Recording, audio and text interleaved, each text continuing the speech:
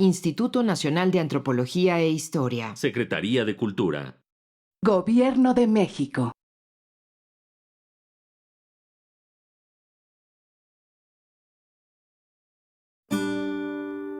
Su sustancia está hecha de evocación, recuerdo, rememoración y de lo que toma del porvenir. Porque es una parte fundamental de nuestra identidad. Somos nuestra memoria. El programa del INA que nos lleva de viva voz con los especialistas. Muy buenos días, esto es Radio INA. La Secretaría de Cultura y el Instituto Nacional de Antropología e Historia los invitan a acompañarnos en la emisión de la serie Somos Nuestra Memoria. Yo soy José Luis Vera y en esta ocasión contamos con la presencia de la doctora Carla Miguel. Con ella hablaremos hoy dentro del programa titulado Protestas y manifestaciones contra la desaparición forzada. Un tema sensible, delicado y además pues muy vigente, ¿no? Bienvenida, Carla, a los micrófonos de Radio INA. Gracias por aceptar estar aquí hoy ante la audiencia de Radio INA. No, pues muchas gracias a ustedes por la oportunidad de venir con ustedes. Muy bien.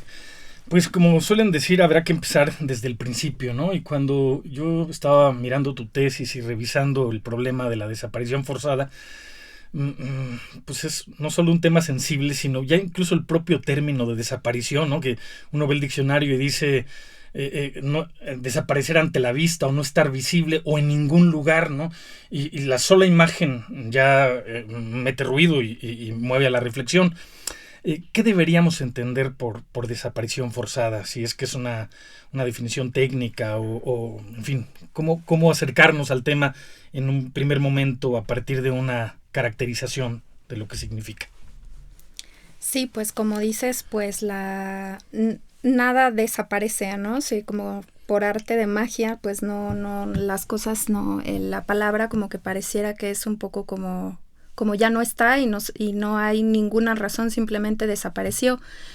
Hay diferentes tipos de desaparición que tienen que ver con, que explican las causas, ¿no? Porque siempre va a haber una causa.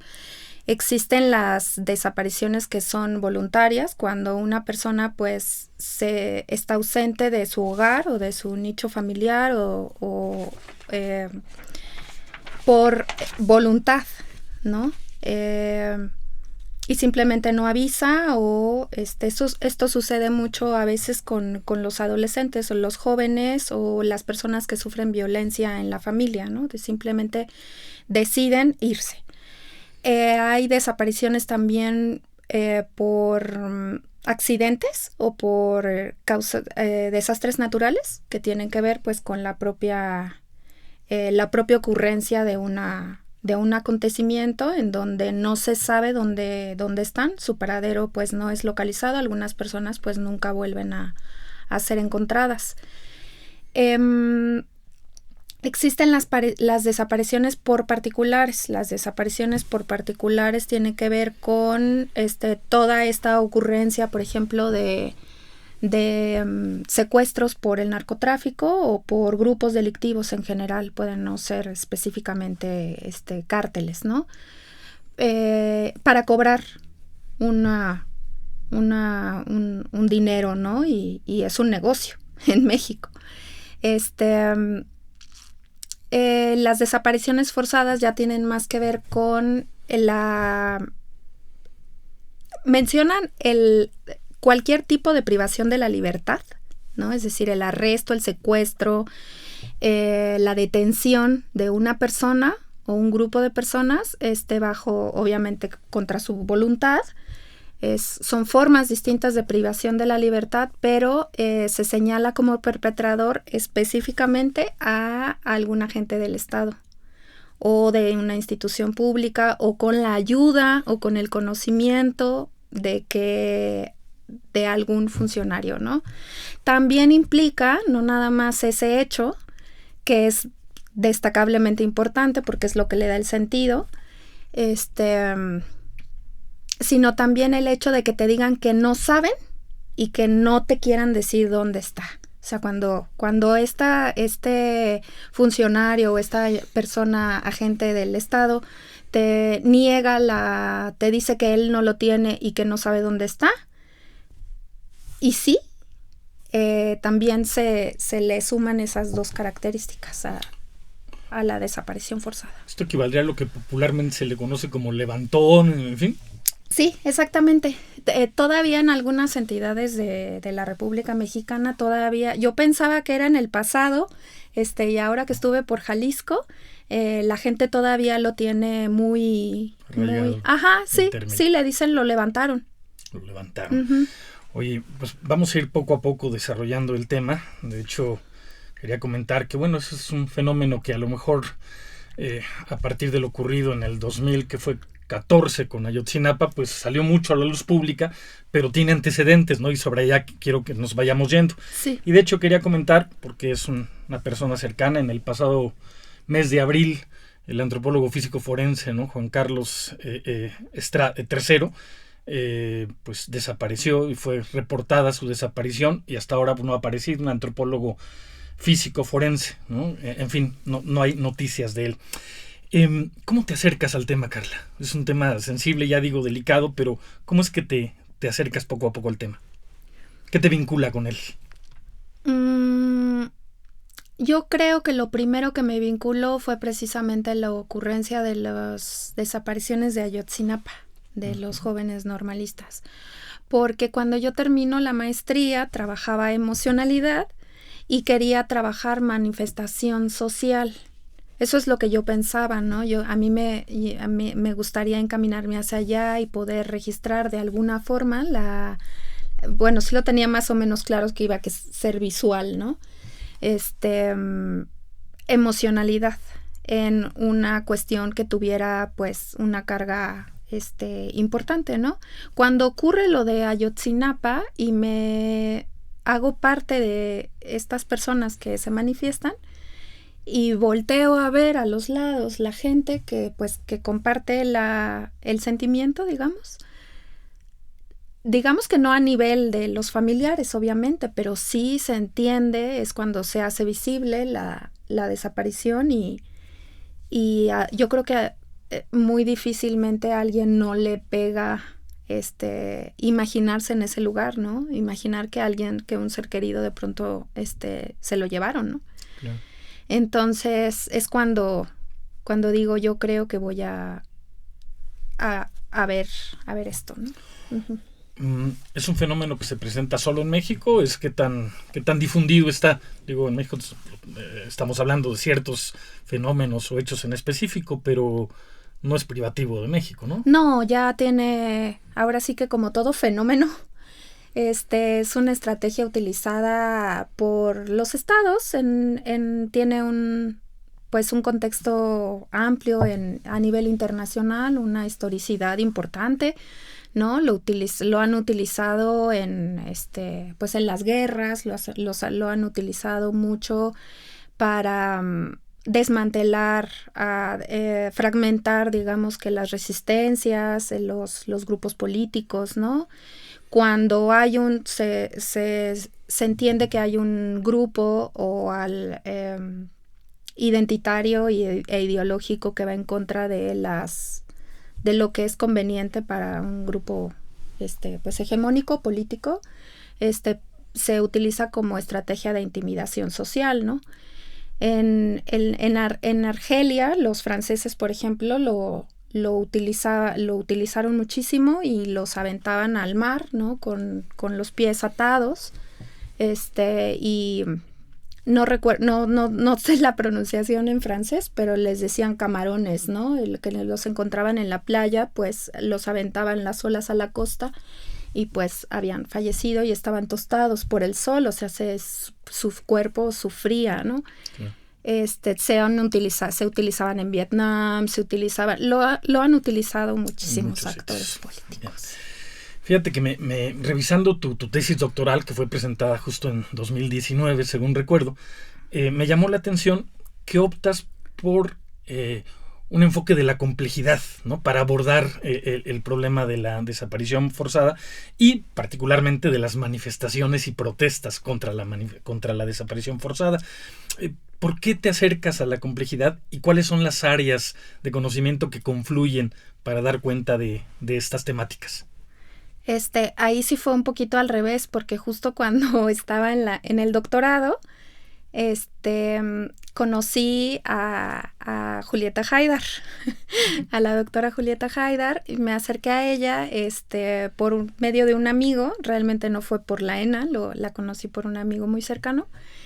Y comencé a tomar clases con ella de semiótica, porque era lo que yo quería analizar, ¿no? A través del discurso y de los símbolos y de los signos, etcétera.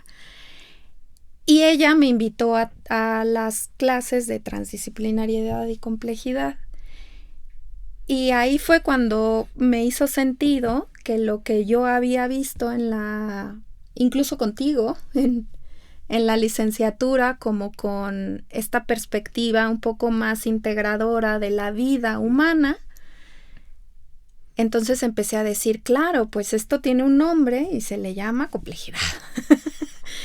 Y pues como todo tema, fenómeno humano, pues se puede encaminar hacia allá y ir ahora sí que desmenuzando las dimensiones, ¿no?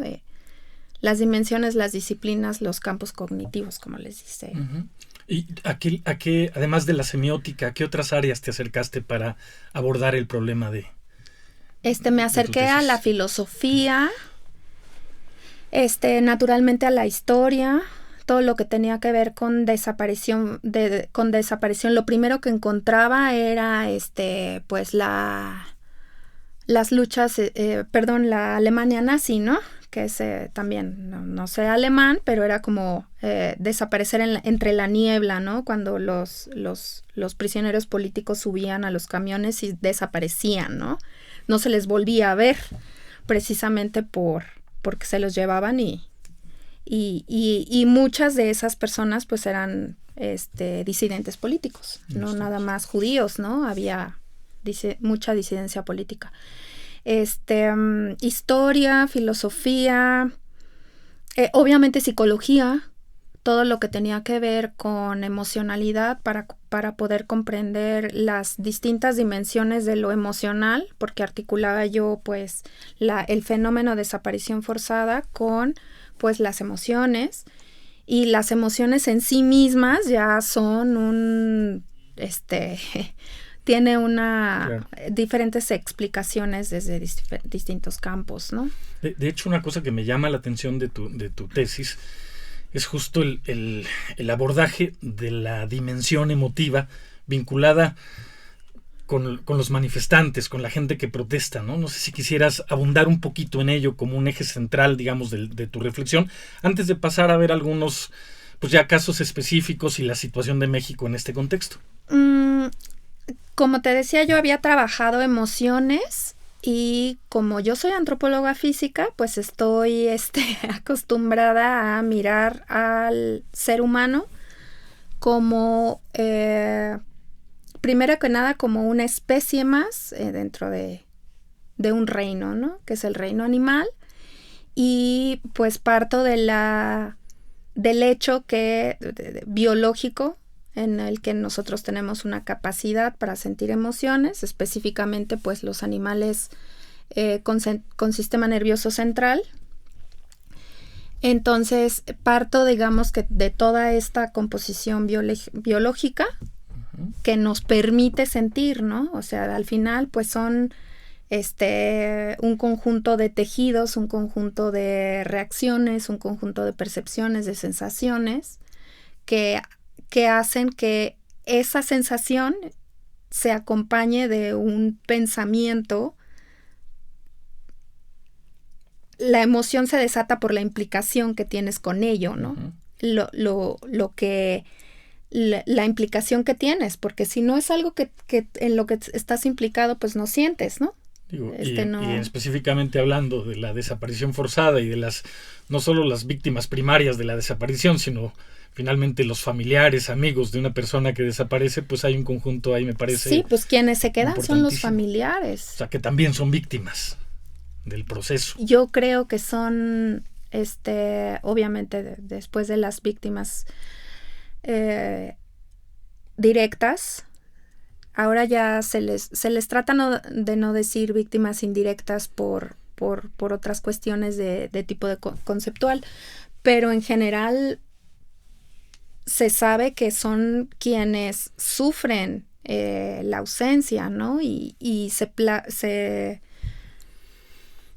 sí, las implicaciones están en todos los ámbitos, ¿no? En la salud, en el ánimo, mucha gente se deprime, justo son las personas que fungían como cabezas de familia, entonces todo se les derrumba. Se les derrumba. Es muy fuerte. Entonces, por esa razón es porque yo desde fuera lo veía como, bueno, las manifestaciones, y lo veía desde un punto de vista romántico,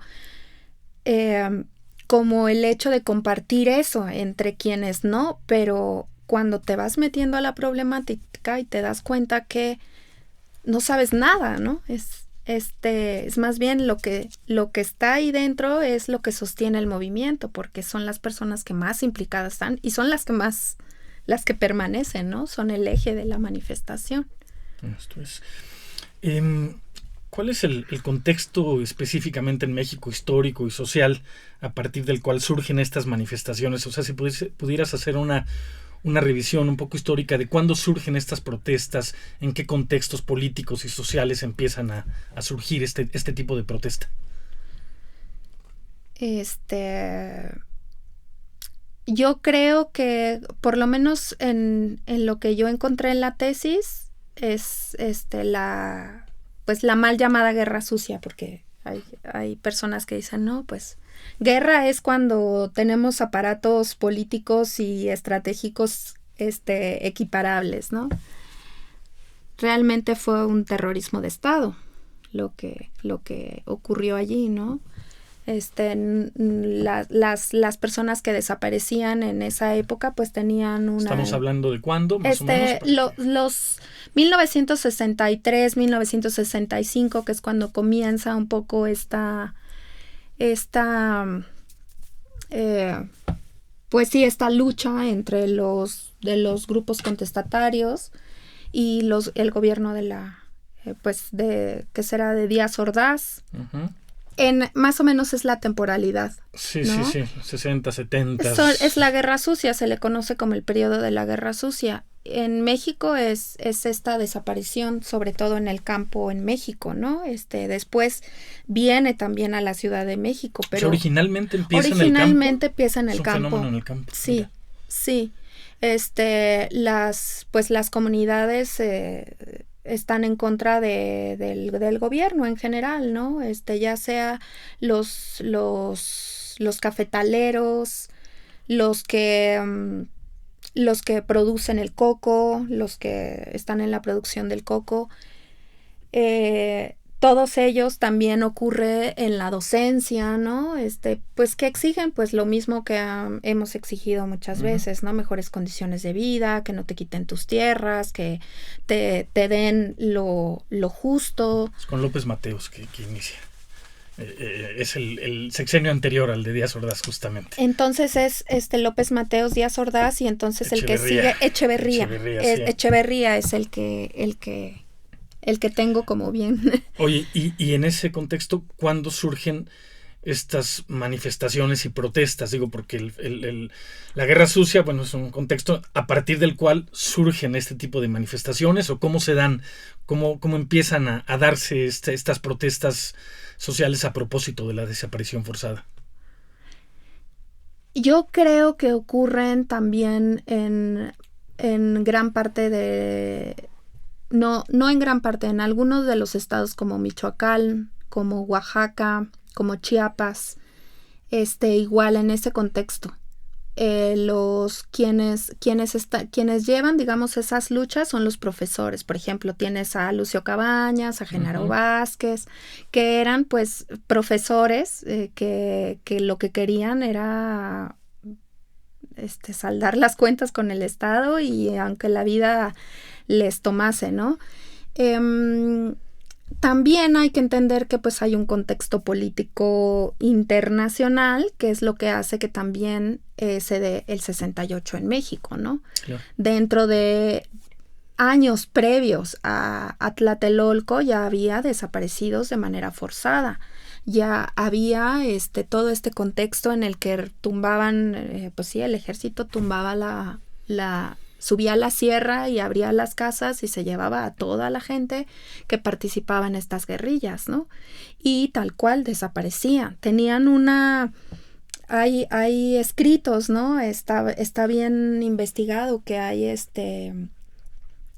tenían toda una estrategia paso por paso de qué es lo que se iba a hacer, ¿no? Cómo se iban a meter al campo con las demás personas, iban a tratar de obtener información de dónde estaban, porque esta gente se va a la sierra y se esconde, ¿no? ¿Por qué? Porque saben que van tras ellos y no les va a tocar ser torturados, les va a tocar. Es una manera de desmantelar tu movimiento, ¿no? Y intimidar y que la misma familia te diga no vayas porque te van a hacer algo, ¿no? Comienza así. Yo creo que en México ese es el registro que yo encontré. ¿Cuál es la magnitud de la problemática en México? Es decir, tú, hace rato que veníamos platicando, me hablaste de algunos datos, tal vez no hoy por hoy, pero ¿qué tan grave es el problema? Yo creo que es bastante grave. Sí, México es de los estados que lamentablemente siguen ocurriendo desapariciones, pues porque cada estado tiene sus diversos grupos políticos y sus redes, ¿no? Está el crimen organizado, y el crimen organizado se divide también en distintos negocios. Quienes se dedican a la producción de marihuana o de distintas comercialización de distintas drogas, pero también venta de órganos. Los mismos migrantes desaparecen también, pues es más fácil, supongo, que para ellos encontrar y cooptar y secuestrar.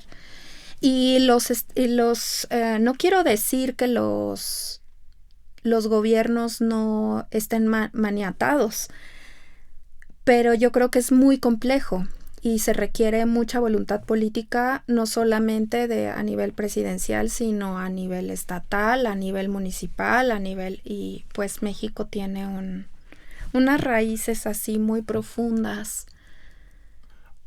¿Hay datos confiables, más o menos? Porque me imagino que, bueno, las estadísticas pues son las que son y depende a veces quién recopila el dato, pero claro, sí. ¿Hay datos más o menos confiables a propósito de población desaparecida, de número de personas? ¿Algún dato que tengas? Hace rato me diste uno, en fin. Sí, yo creo que uno siempre debe de tener en cuenta los datos que hacen, por ejemplo, las organizaciones defensoras de derechos humanos. Por cercanía te puedo decir que Comité Cerezo, que es una organización, tiene su informe en donde aparecen desapariciones forzadas.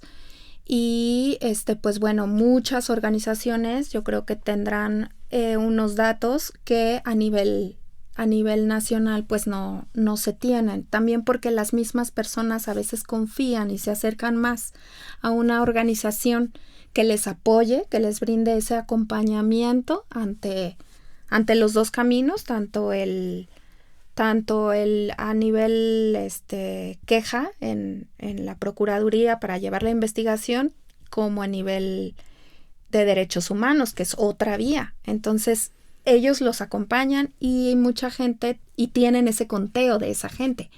Ahora, el que es digamos el formal, el oficial, es el RENPED, que es el Registro Nacional de Personas Desaparecidas. No solamente contempla desaparición forzada, contempla desapariciones, cualquier tipo de desaparición. Que cualquier persona con un familiar desaparecido va y levanta la denuncia e inmediatamente se contabiliza esa desaparición. No hay, digamos que específicamente de desaparición forzada. De Comité Cerezo sí, porque hacía su Defensoría de Derechos Humanos, contempla efectivamente graves violaciones a derechos humanos y esta desaparición forzada. Ahora, en los medios oficiales es más difícil porque como es forzada, implica que el gobierno acepte que existe el fenómeno. Porque implica demasiado, yo creo. Yo, viendo tu trabajo, me llamó mucho la atención, pues la etnografía que hiciste en las manifestaciones, en las protestas, ¿no? Dices que particularmente lo de Ayotzinapa te tocó muy de cerca. Uh-huh. ¿Cuáles son las principales demandas de las asociaciones civiles, de los familiares, a propósito de este fenómeno? ¿Qué es lo que piden? ¿Cuál es la demanda? Pues la demanda es que encontrar, o sea, que lo primero va a ser, quiero a mi familiar y lo quiero con vida. Eso es lo primero y de lo que yo creo que a nivel, o sea, es lo primero que puedes pedir, ¿no? Que investiguen la manera en la que desapareció, quién se los llevó, que serían todo el conjunto de derechos de las víctimas, ¿no? Que saber la verdad. Y esa verdad implica que te digan quién se los llevó y dónde está. Investigar los hechos implica saber quiénes están metidos en esta cuestión, porque pues hay veces que son desapariciones por particulares, pero algún funcionario por alguna razón sabe, no quiere meter en problemas a algún otro más, ¿no? O implica un nivel mayor y no lo meten, ¿no? Claro. Entonces, la investigación implica, pues, no solamente decir, bueno, pues se los llevó el ejército. No, implica decir, pero ¿quién? Ellos no actúan sin una comanda, ¿no? Claro. Y esto es a nivel estatal. Si es el ejército, es federal. Yeah. Si es el ejército, es federal. Entonces tú no puedes decir, híjole, no está implicado, por eso cuando ocurrió lo de Ayotzinapa, pues según de acuerdo con las cámaras, etcétera, pues están varias fuerzas del estado, no solo locales, sino municipales y también federales. Entonces, ¿quién es el responsable? Pues ya sabemos, ¿no? Leyendo tu tesis veía yo pues los personajes que forman parte de este fenómeno de la protesta, de la manifestación. Por un lado has hablado ahora de los familiares, pero también hay organizaciones civiles, hay asociaciones de derechos humanos. Uh-huh. ¿Cuáles son los personajes que podrías identificar que participan en este fenómeno de protestas, de manifestaciones en contra? ¿Y cuál es como el papel específico de cada uno de ellos? Yo creo que de organizaciones, pues por cercanía te puedo decir que el Comité Cerezo, pues sí lleva varios casos, acompaña varios casos importantes y pues funcionan a todos en todo sentido, porque ellos tienen radio, tienen escuelas de derechos humanos, tienen acompañamiento a las familias, te digo, hacer los trámites de un lado y del otro. También incentivan pues la presión política a quienes tienen que resolver, ¿no? Que en este caso pues es en el tribunal, y pues hacen los plantones, ¿no? Ellos, porque los conozco y los he visto de cerca, que pues están muy implicados y están muy comprometidos. Uh-huh. También hay otras organizaciones, ¿no? Pues tienes Agustín Pro también se dedicaba, también tenía algunas cuestiones que trabaja eso. Depende de los estados, porque también ahora que estaba yo en Jalisco, pues ahí también había otros grupos que tienen distintos nombres y se apoyan entre ellos y también por eso hay mucha división, ¿no? Porque hay diferentes grupos. Claro. Javier Sicilia, como decíamos, creo que también tuvo un papel importante, sobre todo para la gente que no está como muy involucrada con la problemática y que es muy conocida en México, que es muy identificable en un noticiero. Claro. pues juega un papel fundamental, ¿no?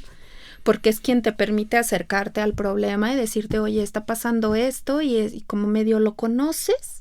Visibiliza el problema. Visibiliza, ¿no?, el problema, pero yo creo que como esta problemática implica, pues varias cosas, no muchas, por ejemplo, un actor o algo así, no identifico mucho que quieran meterse en tintes políticos. Antes de continuar, quiero recordar que el tema que estamos desarrollando hoy es protestas y manifestaciones contra la desaparición forzada, y que para ello contamos con la presencia de Carla Miguel, desarrollando el tema. ¿Cómo se articulan, Carla, las asociaciones con los familiares, por ejemplo, como personajes que activan este proceso de protesta? O sea, me imagino que en principio, pues ya hablamos de las víctimas, los familiares como víctimas de este proceso, pero ¿cómo se da la relación de los familiares con este tipo de organizaciones sociales? Yo, como lo he visto, las familias van y levantan una denuncia ante la fiscalía, digamos, estatal. Levantan una denuncia por desaparición, y todo el proceso, digamos, interno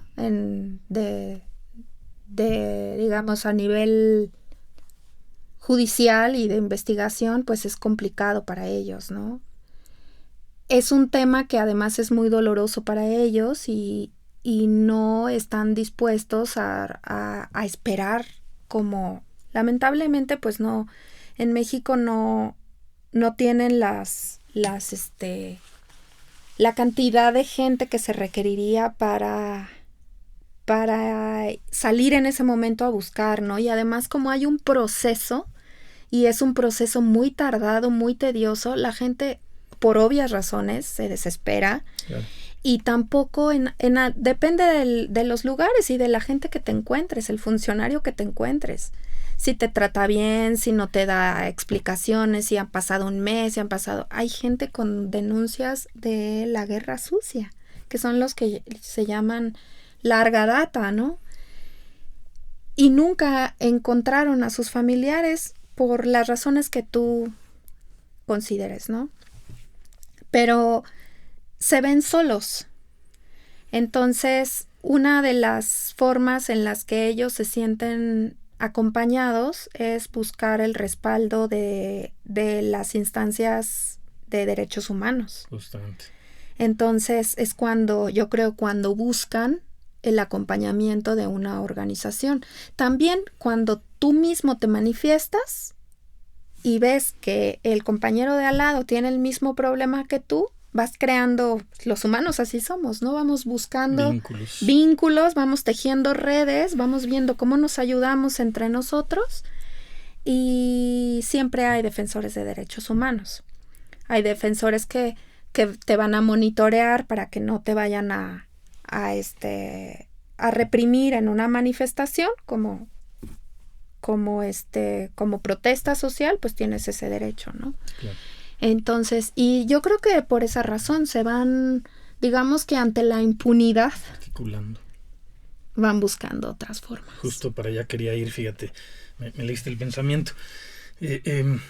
Si tuvieras que hacer una evaluación de qué tan eficiente, qué tan ha resultado este tipo de protestas, de manifestaciones, ¿cómo lo podrías evaluar?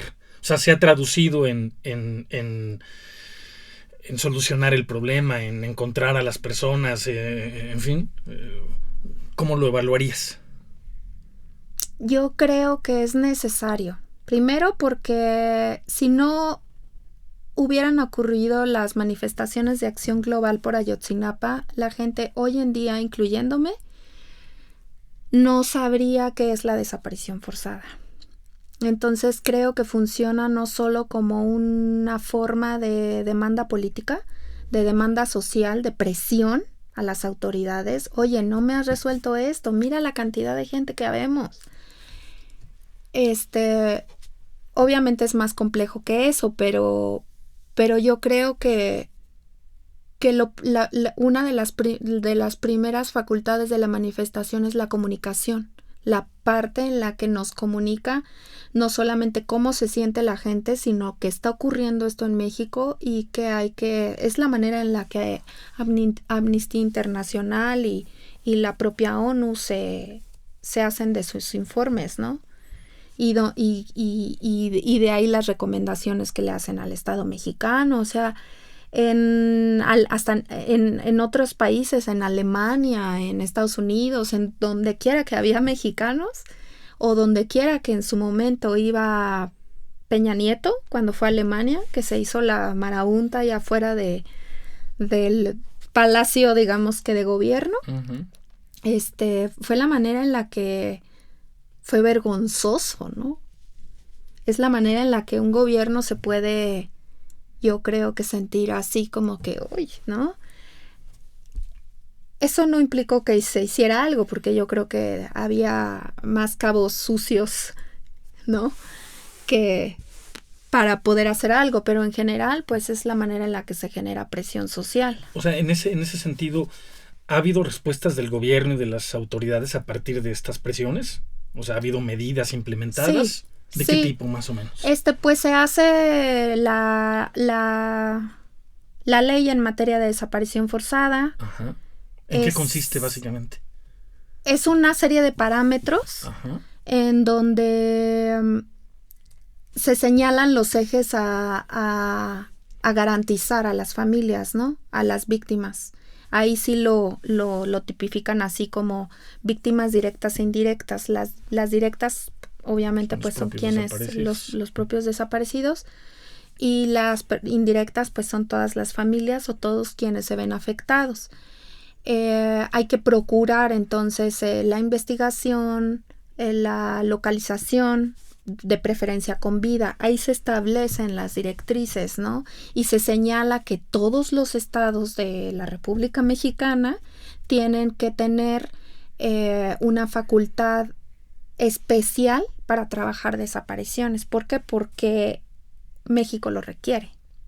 O sea, cuando se destapa lo de Ayotzinapa, se empiezan a encontrar y se empiezan a hacer más visibles, y bueno, con toda la comunicación que hay en redes, etcétera, pues yo no recuerdo que antes de lo de Ayotzinapa comenzara tanto esta cuestión de las fosas, se crean los grupos de buscadoras que van, todo comienza a visibilizarse, ¿no? Con más fuerza.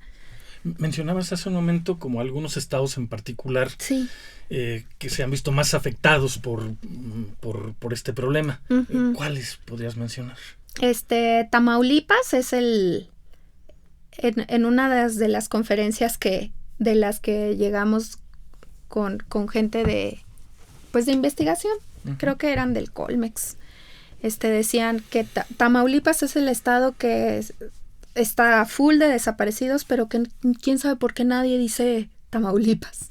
Tamaulipas tiene mucha gente desaparecida también por la cantidad de migrantes que pasan por allí. Entonces, alguna relación tiene con ser un paso de migrantes. Michoacán, también. Jalisco.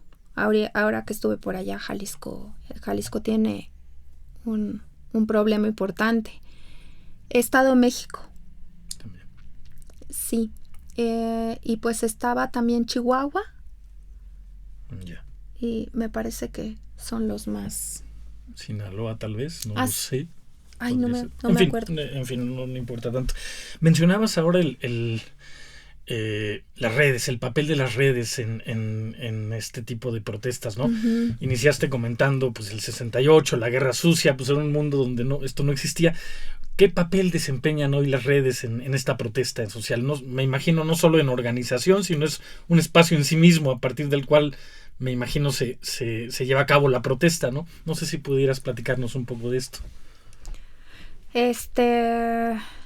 Pues las redes sociales sirven primero para conectarse, también para vincularse, ¿no? Lo que decíamos hace rato, la gente busca, gente, ¿tú qué hiciste? ¿Cómo le hiciste? ¿No? tener información, unirse, crear grupos. Hay muchísimos grupos de familiares desaparecidos. Organizados así. Organizados así. También se comparten fotos. Se comparten fotos de grupos específicos, por ejemplo, de Facebook, en donde todo el tiempo están vinculados, ¿no? Todo el tiempo están contactando gente que tenga información, difundiendo. También es una manera en la que pueden localizar a la fiscalía, depende del estatal, o local, o y escribir y poner ahí, ¡bah! Los odio, ¿no? No han encontrado. Es una manera de demanda también en redes. Y tú te metes a las fiscalías y ves los comentarios de la gente porque pues están ahí, ¿no? Claro. Yo creo que es demanda y vinculación, básicamente, pero sí hay muchísimos grupos. Oye, y en esa línea, ¿cuáles son los principales obstáculos que la gente organizada en asociaciones civiles o familiares encuentran para llevar a cabo la protesta y lograr sus fines? O sea, por un lado, no sé, me imagino en algún determinado contexto la represión, me imagino, pero o lo que has comentado del pues el papel del propio Estado en esto pues dificulta pues la manifestación, la organización. ¿Cómo lo enfocarías? ¿Cuáles serían los principales obstáculos que tienen tanto las asociaciones civiles como los familiares para lograr sus objetivos? Sobre manifestación, yo creo que ahorita está bastante entendido que la protesta, sí, porque la comunicación sobre derechos humanos pues se ha ido ampliando y eso es algo positivo. Ahora es más fácil que una persona te diga, eso es una violación a derechos humanos. Antes no. Yo creo que ahora se ha hecho un poquito más consciente en nuestra sociedad. Pero creo que en el gobierno de AMLO hay bastante libertad, digamos. Tanto en la Ciudad de México como en otros estados hay bastante libertad para que te manifiestes, porque la gente sabe que es un derecho y lo ejerce. No quiero decir, voy a retomar, no en todos los estados porque los desconozco y sería una mentira decirlo, pero bueno, por lo menos en Ciudad de México así es. En Guadalajara también te permiten hacer manifestaciones. Yo creo que depende a nivel gubernamental, pero yo creo que ese es el primer obstáculo que un familiar o un grupo social puede tener a nivel manifestación. Ahora, obstáculos a nivel búsqueda y a nivel pues hay un montón, ¿no? Porque incluso hay muchos grupos que se dedican a eso, ¿no? A darles información errónea a los familiares, a sacar partido,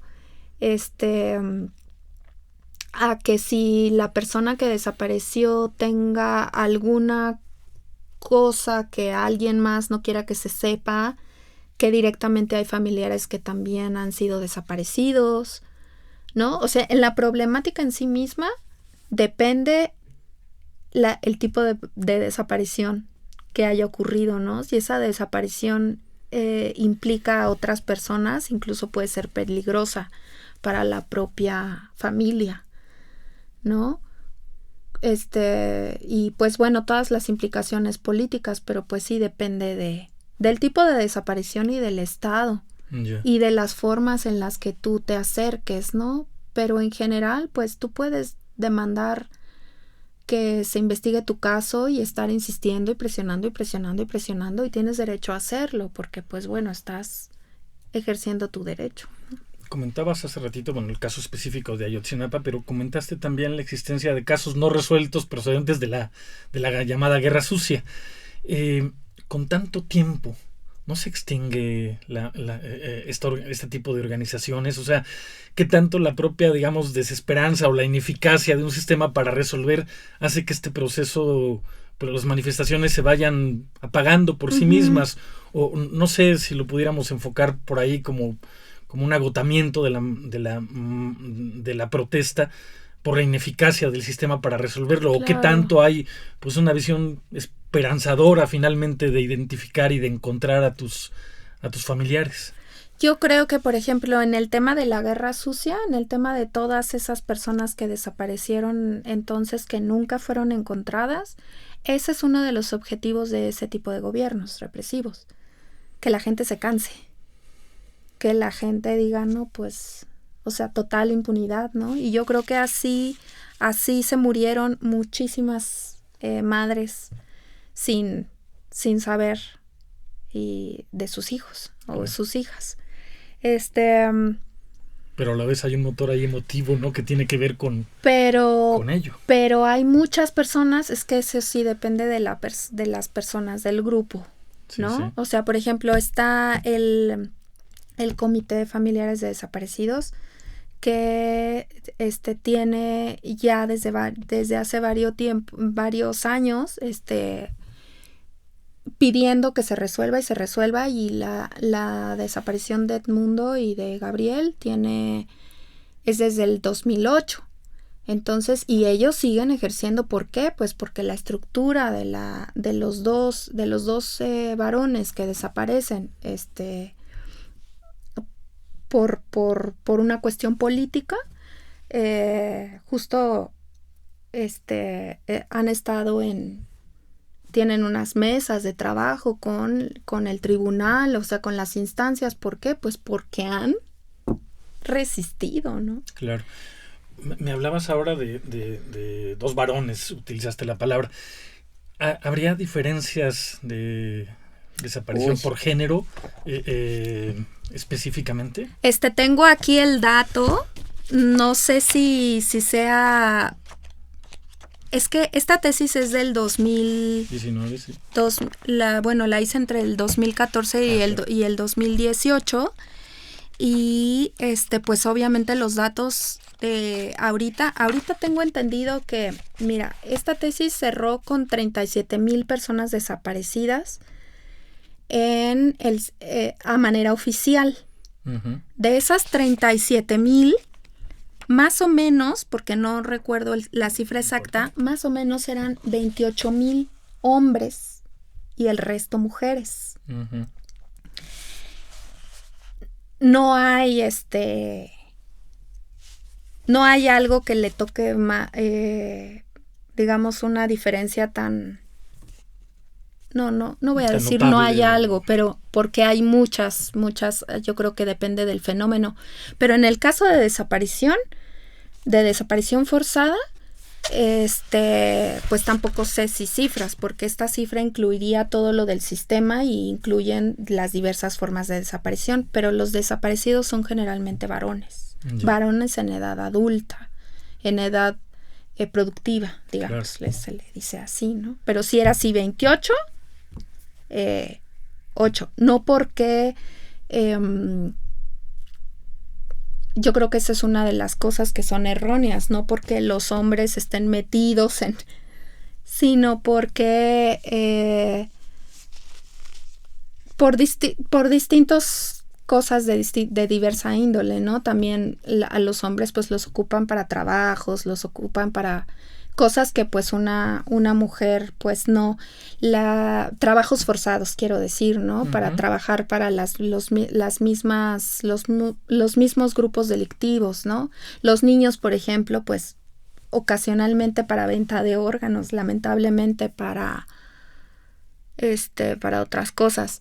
Y las mujeres pues son realmente más hacia el ámbito sexual, ¿no? Hacia... Sí. Oye, hablamos, dijiste, esto empieza un poco en tu investigación a partir de los 60s, en fin. ¿La protesta ha cambiado en las últimas décadas? O sea, que surjan nuevas formas de protestar, ¿no? Diferentes formas de organización. ¿Cómo ha cambiado la protesta ante este fenómeno? Ahí sí me gustaría,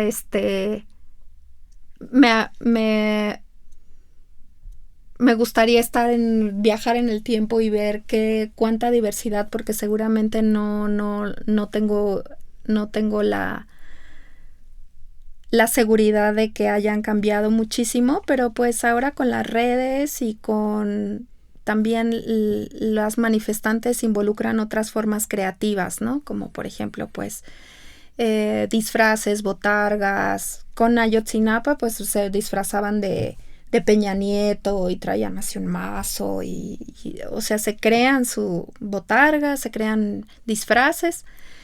Hay música, hay cantos, traen toda una ambientación, ¿no? Traen pancartas, objetos, es un performance, ¿no? Claro. O sea, como que sí, involucra digamos que el mensaje va hacia a los diversos sentidos, ¿no? Está la vista, el olfato. Esa es una de las cosas que me decía Julieta que tenía que integrar, ¿no? No nada más como los mensajes lingüísticos y visuales que hay en una pancarta, sino, como tú decías hace rato, la misma marcha del silencio, o sea, diversas formas en las que puedes. Hay conferencias, plantones, exposiciones, meten mucho, yo creo que los ámbitos artísticos.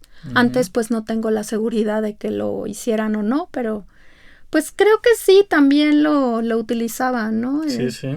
Los cantos universitarios, Oye, a veces se nos olvida que venimos de algunos años de pandemia, ¿no? Y que esto supuso aislamiento. Y pues, ¿qué tanto afectó la pandemia, el COVID-19, el COVID-19 a este tipo de manifestaciones, partiendo del hecho de que pues eso, disminuir la proximidad entre las personas es un hecho que en tiempos de pandemia pues era vinculado con la posibilidad de enfermarte? ¿Qué tanto intervino en esto? Yo creo que sí intervino, pero aún así se llegaban a hacer. Yo recuerdo haber ido a una y pues con cubrebocas, ¿no? Claro que había una cantidad de gente muy reducida. Con el tiempo, que es una de las cosas que se trabaja en la tesis, porque es un registro de 8 marchas en distintos años. Mientras va pasando el tiempo, pues la gente deja de seguir. Quienes siguen ahí, pues obviamente son quienes más implicados están emocionalmente, y las organizaciones defensoras de derechos humanos. Entonces, de pronto, con la pandemia, pues la gente que no quiere correr ese riesgo, que es de la sociedad civil, que solía comúnmente ir, pues ya no va. Entonces se hacen marchitas. Yo creo que sí le pegó, pero sí se hacía. Oye, y en esa línea, tú comentabas que, bueno, la desaparición forzada inicia en ámbitos de campo, en ámbitos rurales, pero las manifestaciones y las protestas surgen ahí mismo, de inmediato, o eso se convirtió en un fenómeno más bien urbano. Es un fenómeno más bien urbano. Yo, por lo menos con lo que vi reflejado en la tesis, era más un fenómeno urbano. Cuando se hace en el 68, que tiene que ver con, bueno, además toda la gente sabe que Francia, Reino Unido, o sea que hay diversas manifestaciones, y pues la ciudad lo que ofrece es la centralidad institucional, ¿no? Claro. Y de las instancias de derechos humanos. Entonces la gente no solamente viene a manifestar, sino viene a seguir su investigación, ¿no? Vienen a veces a la Comisión Nacional, vienen ¿no? Y están aquí. Hay una centralidad de instituciones. ¿Tú dirías que hay alguna relación de articulación entre la manifestación contra la desaparición forzada y otros movimientos sociales, que de algún modo se articulen? ¿No es tan específico, tan particular, que terminan por no articularse con otro tipo de movimientos? Yo lo siento más sí, yo lo siento que son más cerrados hacia su propia, porque la desaparición implica ciertos procesos a los que ellos pues asisten, ¿no? Ciertas vivencias, experiencias con funcionarios muy específicas, es que es muy específico. Digo, no quiero decir que una persona que esté en desaparición, que se manifieste generalmente en ese ámbito, no pueda ser partícipe de otras demandas, de otra índole, ¿no? Pero generalmente sí se articulan por una razón, ¿no? Que es hacer más fuerte la demanda. Y generalmente pues sí tienen sus experiencias compartidas. Claro. Hemos hablado mucho de las protestas, de las manifestaciones, pero hace ratito mencionaste un caso en específico de otra actividad que llevan a cabo los familiares, que es asumir ellos el propio papel de buscadores, ¿no? Sí. No sé si pudieras platicarnos un poco al respecto, porque es una forma de participar en el proceso que va más allá de meramente la protesta, sino de asumir la ineficacia de un sistema y abocarte tú como familiar a la búsqueda. Esa es una parte fuerte. Personalmente no estoy de acuerdo con que las personas, no con que las personas lo hagan, sino que con que las autoridades les permitan, incluso les den. Había una foto muy famosa que ocurrió en el sexenio anterior, en donde se les daban baldes y se les daban, ¿no? Y les dimos 30,000 escobetillas. ¿Por qué? Pues porque esa no es la función, esa no es la obligación de los familiares, es una obligación de parte de las autoridades. Y tú mismo como antropólogo físico sabes que cuando uno no sabe cómo hacer estas excavaciones tienen un protocolo muy particular de levantamiento. Claro. Entonces, eso es una trampa. ¿Por qué? Porque tú llegas, revuelves y luego... ¿Y luego de qué depende que esto esté contaminado o no? Entonces, puede ser que muchas gobiernos o muchas autoridades pues les acompañen, que esa sería también una de las cosas positivas que tendrían que hacer, acompañarlos y además acompañar la excavación, claro, con un grupo, ¿no? Sí, hay un protocolo y una técnica, en fin, ¿no? Sí, hay un protocolo y hay una técnica que se tiene que seguir. Claro. A veces lo que hacían los familiares, y que eso, pues bueno, se entiende del lado del familiar, porque oye, no te puedes quedar así, ¿no? Lo que haces es que te juntas con un grupo de gente. Tú sabes que en Jalisco ocurría, ¿no? En Tamaulipas también ocurre. En Ciudad Juárez, cuando los feminicidios, también ocurría que la gente sabía dónde había fosas. Yeah. Y decían, vámonos. Y lo que no hacían era meterse a excavar, sino que hablaban a la autoridad y a la autoridad, ¿no? Pero depende de qué sapiencia tengan, de que mejor no le muevas, porque puedes no solamente arruinar, contaminar ese lugar, sino le estás quitando la posibilidad, quizá no solo a ti mismo, sino a otra persona, de que esos restos puedan ser identificados, ¿no? Oye, pues está ya casi transcurrió, digamos, la hora de la entrevista. Quería preguntarte un par de cosas más. Bueno, esto fue tu tesis, pero tú sigues trabajando el tema, de hecho. Ante un tema tan sensible, tan delicado, que afecta no solo las emociones del familiar, del otro, sino a ti misma, como gente que está investigando esto, ¿no recurriste a apoyo de algún tipo para hacer tu investigación, o lo consideras necesario como un elemento que permite... ¿Emocionalmente? Sí, claro. ¿Psicológicamente? Sí. No. Y no hubo momentos pues muy delicados ante el tipo de manifestaciones, de fenómenos que estabas investigando? Fíjate que en la tesis no. Cuando salí de trabajar, es que yo me acerqué a una organización y ellos mismos me invitaron a colaborar con ellos porque sabían que a mí me interesaba el tema, ¿no? Y que podía, pues colaborar, ¿no?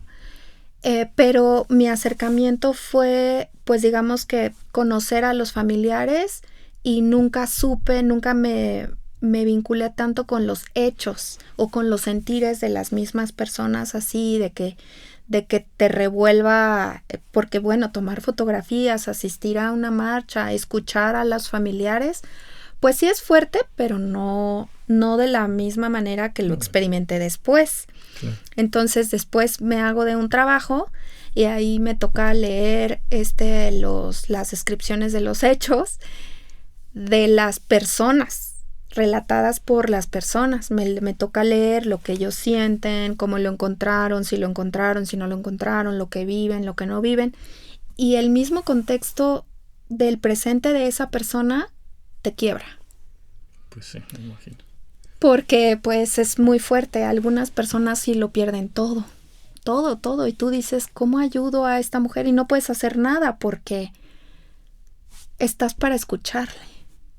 No para, por lo menos mi trabajo allí no era investigar para nada, era una atención psicosocial, ¿no? Era escucharle, brindarle tu apoyo, darle un apoyo psicológico. Le asignas a un psicólogo, ¿no? Para que vaya trabajando ciertas cosas, ¿no? Pero tú lees todo eso. Entonces sí llega un punto en el que dices, no, pues ya me voy a mi casa. Oye, Carla, sí. Bueno, es un tema, en fin, es amplísimo, es solo pues un acercamiento.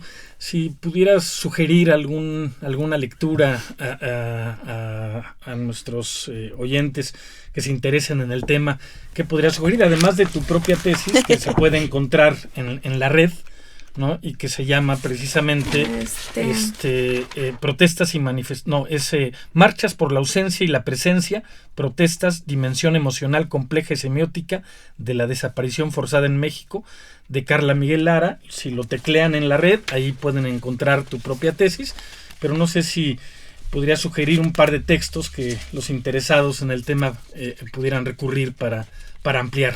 Bueno, si los oyentes consultan la tesis, ahí seguramente encontrarán una buena cantidad de bibliografía. Aquí tengo una gran cantidad de bibliografía, pero yo creo que, pues bueno, de Comité Cerezo lo pueden encontrar. Es una organización que tiene su propia página de internet y ahí tiene todos sus informes y pues bueno, por ejemplo, para contrastar con datos oficiales a datos de organizaciones, yo creo que es una excelente opción. Y además te enteras de cosas, o sea, tienes las dos, ¿no? No nada más las fuentes oficiales.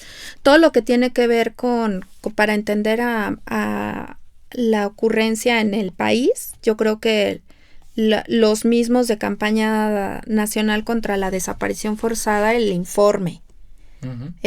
Los informes de desaparición. Y yo creo que aquí pueden encontrar varias cosas. Si gustas, te paso el link. En fin, lo pueden teclear en la red y seguramente lo encontrarán. ¿Sabes qué? Hay una tesis de licenciatura que además es de antropología de la ENA, que me ayudó mucho porque tiene mucho contexto histórico de las desapariciones en México. Esa, por ejemplo, es de Espinosa Jiménez, Alfredo, del 2011. ¿Y se llama? Y se llama Las desapariciones forzadas en la Guerra Sucia en México. De acuerdo. Es una tesis de licenciatura. Muy bien.